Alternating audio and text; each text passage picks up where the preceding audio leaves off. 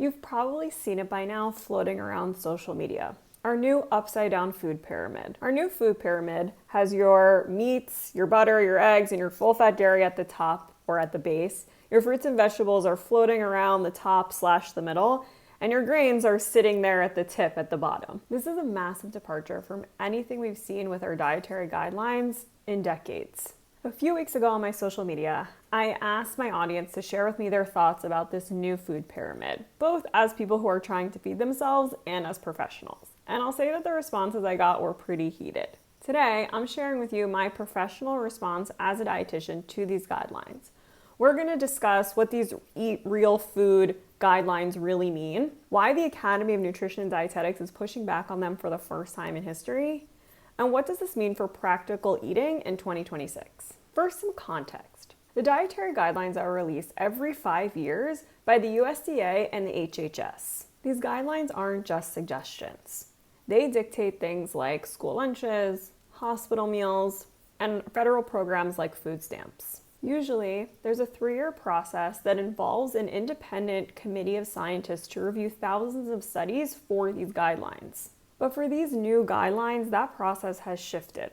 Protocols were bypassed, and as of right now, the dietetic community doesn't have access to these evidence summaries that were used for making these guidelines. That is historical. For the first time in my career, the Academy of Nutrition and Dietetics is not fully aligned with the federal government on these guidelines.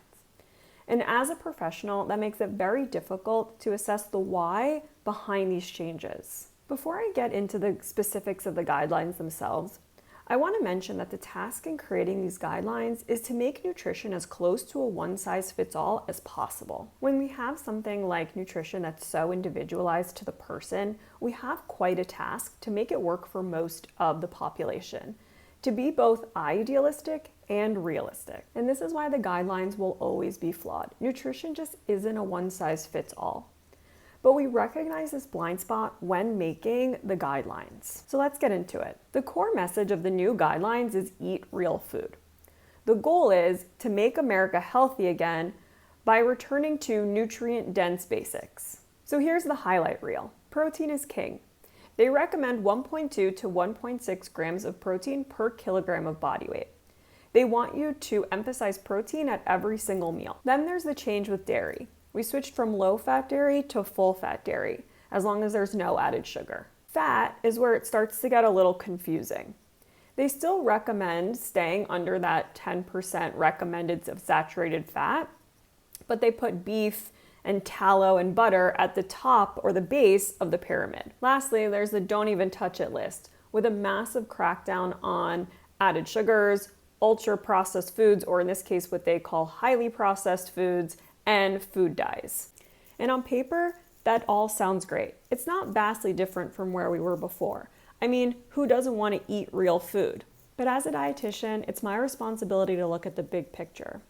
The relevance, the impact, and the cost. Let's start with the cost. The items that are sitting at the top of the pyramid, implying that they are what should be the bulk of your diet, your steak, your poultry, your fresh produce, your high quality fats, those are some of the most expensive items in the grocery store. And in a market where families are already struggling to afford simple items like eggs, asking a family on a budget to eat real food can start to sound like more of a judgment than a guideline. Let's take our vulnerable populations, like students, kids, and seniors. Think school lunches. School lunches operate on tiny budgets. They have razor-thin margins. Real meat is expensive. Buying fresh produce in bulk is not easy. And to also ask for more labor and manpower to make these school lunches is a lot. I want to also note that nutrition is not just rules. It's how we eat, it's what we eat, it's when we eat on a daily basis, which is why for many years we had the My Plate method. It was a really great practical tool to build your meal. You could visualize the actual instrument we use for eating, to choose your food groups, and to know what proportion to put on your plate at every meal. In my practice, I work with women navigating fertility through family life. And honestly, these new guidelines bring up some major red flags. First, let's talk about the label real food. It carries an implication that food is either real or fake. And in a world where social media is already bombarding us with so much about diet culture, this really just adds to that noise. Think about it. Does having peanut M&Ms at the movies or sharing an ice cream cone in the park sound like you're doing something wrong? Of course not. Or what about those chocolate cravings right before your period?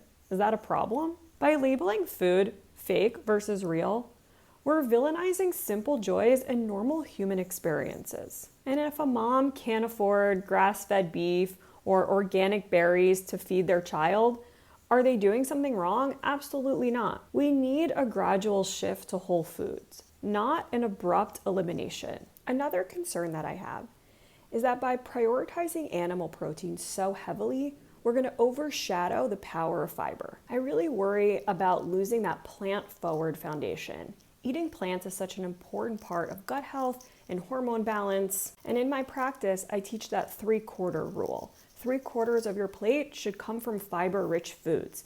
Fruits, vegetables, whole grains, beans, legumes, nuts, seeds. That should make up 75% of your meals, with protein taking up that last 25% or that last quarter, and fat being added for flavor, texture, and added nutrition. This new pyramid literally flips that logic on its head. Last, I want to talk about that cultural competency piece. America is a melting pot, and like most of the global population, many cultures have a very carbohydrate-rich diet as part of their traditions, whether that's dal, tortilla, corn, rice, or challah bread.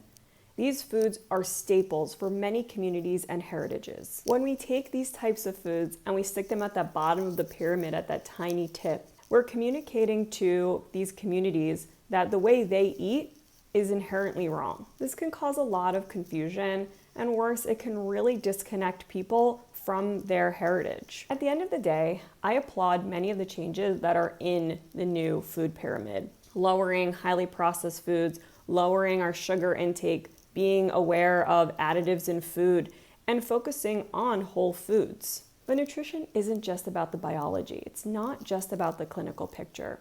It's about economy, accessibility, mental health. It's about the whole person. So now I want to hear from you. What do you think of the new food pyramid? Or do you feel empowered to eat better? Are you excited? Or does it just make you more stressed out about food choices? Share it in the comments. If you are feeling overwhelmed by these changes, I have my free Nourish at Home guide that you can catch at the link below. This helps you focus more on nourishment over labels. And don't forget to subscribe for more evidence-based nutrition talk.